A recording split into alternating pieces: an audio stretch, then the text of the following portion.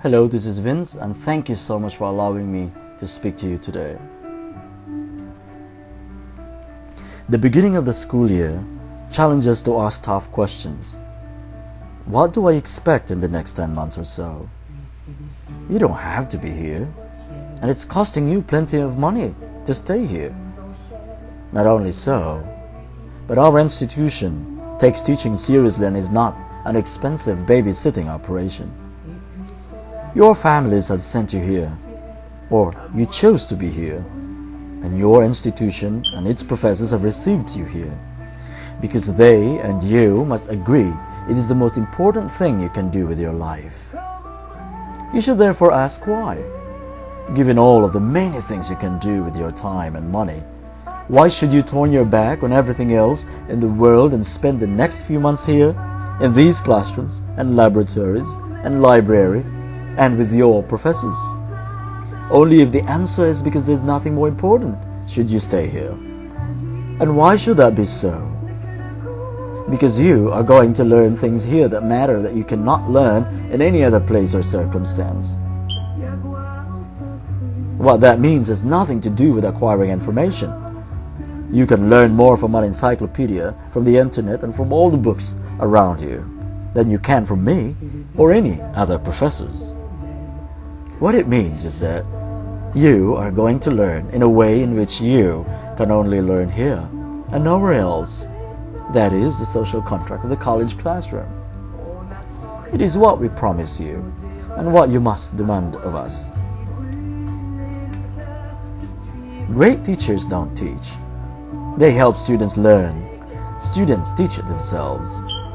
Socrates was the greatest philosopher of all time, and all he did was walk around the streets and ask people irritating questions. Jesus was certainly the most influential teacher in history, and his longest lecture, for instance, his Sermon on the Mount, cannot even fill up an hour of classroom time or even a page of your notebook. Learning takes place through discovery, not when you are told something, but when you figure it out for yourself. All a really fine teacher does is make suggestions, point out problems, above all, ask questions, and more questions. What should you ask of your professors? Don't tell me things, let me find out for myself. But when I need help, give it to me. And when my work is poor, don't tell me it's good. And what should your professors ask of you? Don't ask me to sell you my subject. Once you're in the classroom, relevance is a settled question. This is what you want to know. Now let me teach it. Don't stop work in the middle of the semester. It's easy to start with enthusiasm, and it's easy to end with commitment. But in the middle of a course, it's hard to sustain your work. The beginning is out of sight.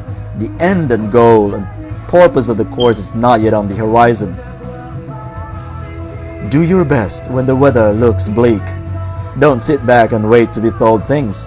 Stay with me and allow the logic of the course to guide us both. Join me. Think with me. I never walked into a class without fearing that I would run out of ideas or things to tell to my students the first 10 minutes. You owe your teachers that moment of trepidation. Make them afraid they'll run out of things to tell you. They won't, of course. Your imagination is our richest national resource. An open and active mind, our most precious and tangible treasure. That's why we try to do at our universities and colleges in this country. Teach you to teach yourselves, which is what life is all about. Thank you.